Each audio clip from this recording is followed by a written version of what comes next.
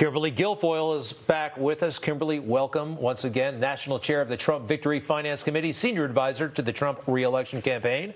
How are you? Fantastic to be here. COVID survivor. Yes, my goodness. I think just getting better. Best is yet to come. Did you just pop positive on COVID, or did you actually really get sick? No, I was not sick, thanks be to God. But, nevertheless, getting a diagnosis, you say to yourself, you get it. That moment where you're worried about it because you don't know if it can, turn the other way within 24 hours or 12 hours or anything like that. But, I think the president's done a remarkable job, and I'm very grateful to the dedication of the president and the vice president and all the incredible doctors and people who have really just answered the call to help those that have been in need. And now we have vaccines that are coming on board, upwards of 95% effectiveness to be able to really get this country back open. And my heart goes out actually to the children so much that aren't able to, be in school. I have a 14-year-old son, and it's hard. He says, Mom, it's hard. My friends and I, we feel isolated. We feel, lonely. He played on all the sports teams. He's not able to do any of that. He can't go to school right now, your son? The last day is tomorrow, and then they go to distance learning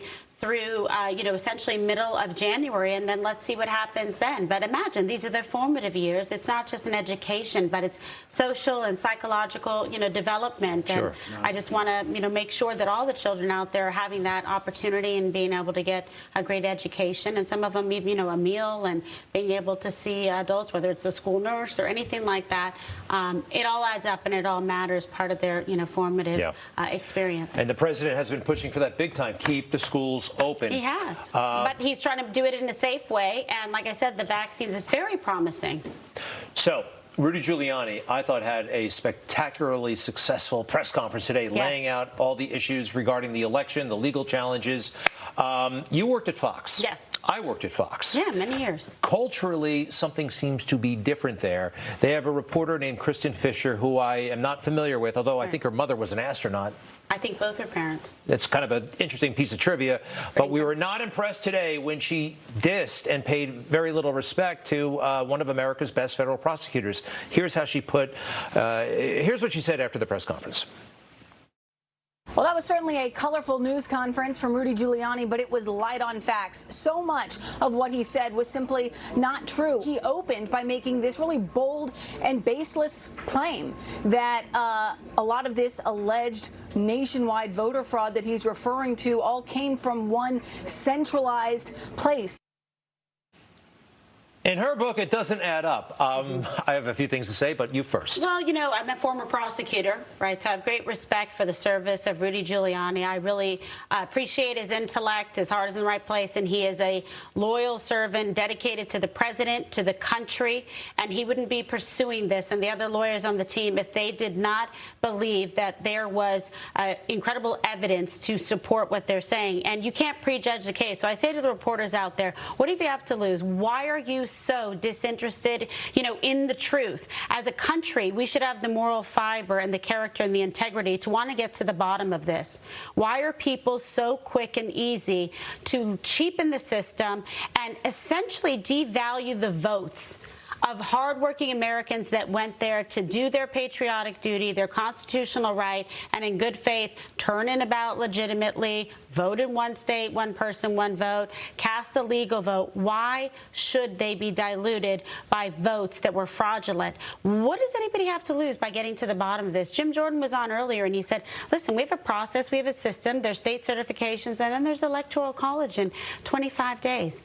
Are we in that much of a hurry and a rush to judgment to defraud the American people without actually finding out the facts and the evidence? Unless those reporters have seen every affidavit and studied all of this and, the states that are at question, how can you say that? You're doing a disservice if you're not letting the American people hear the evidence presented in a court of law.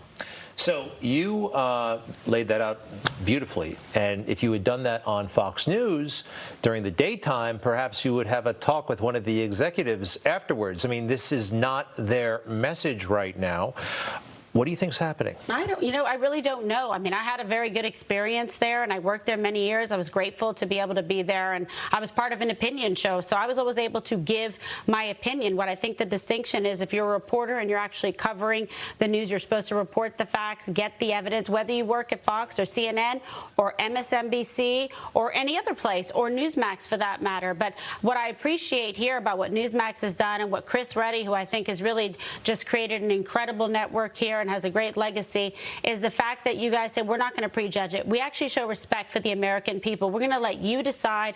We're going to present all the facts and the evidence. We're going to allow this to go through the process, through the system, and through the courts. Those are the principles that this country is founded upon. So we really are right now the opposition party for truth. Like, what is going on here? We're actually having to fight to make sure that the truth comes out. That should be in everybody's best interest.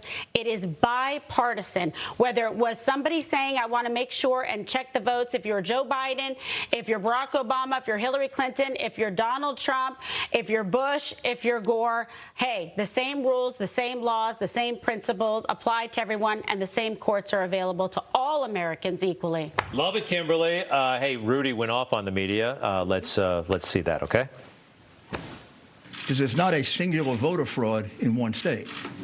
This pattern repeats itself in a number of states. To any experienced investigator, prosecutor, would suggest that there was a plan from a centralized place to execute these various acts of voter fraud. Each one of these cities are cities that are controlled by Democrats, certainly control the election board completely, and they control law enforcement. I know you keep reporting falsely that we have no evidence, that we have no specific acts of fraud. That's because the coverage of this has been almost as dishonest as the scheme itself. The American people are entitled to know this. You don't have a right to keep it from them. And it's tolerated because you condone it in the press, and you don't cover it, and you don't condemn it. And it shouldn't happen to a Republican or a Democrat. A lawyer shouldn't have to withdraw from a case because he's representing the President of the United States. 4 affiants here, those are people who give affidavits, report an incident that under any other circumstances would have been on the front page of all your newspapers if it didn't involve the hatred that you have, irrational, pathological hatred that you have for the President. Bravo. Fantastic, yeah. God bless him for what he does. And it's really true. It is so disheartening to see what the mainstream media and the press has become. It's just really just conduits for falsehood, for really just sitting there having this personal vitriol and hatred for the President of the United States. For what? For an American who stood up to serve against tremendous odds and has actually delivered results? Well, let's face it, it's fun and easy to say something on Twitter or to make a stink on television than it is to, say, go to Wisconsin and find out what's really going on. This is from Jonathan Karl. Yes. This is the president of the White House Correspondents Association, okay? He calls himself a guardian of the truth and all that stuff. And he's making fun of the sweat, the hair, the makeup.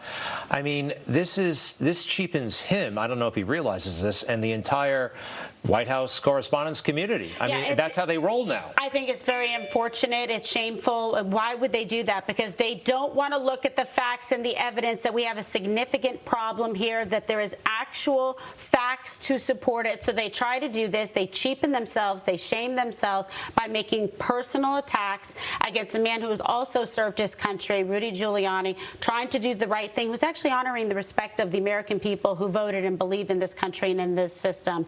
So they're not going to stop Rudy Giuliani. They're not going to stop President Trump. Yeah, I agree with you. And Kimberly, come back more often. This is fantastic. Yeah, it's fantastic. All right, how are things with Don Jr.? Oh, he's fantastic. And Lara Trump, I know you have her coming up next. Yeah, I hear she may run for the Senate. We would only be so lucky. She's fantastic. She's smart. She's talented. And she'd be great in any state she served. You too, by the way.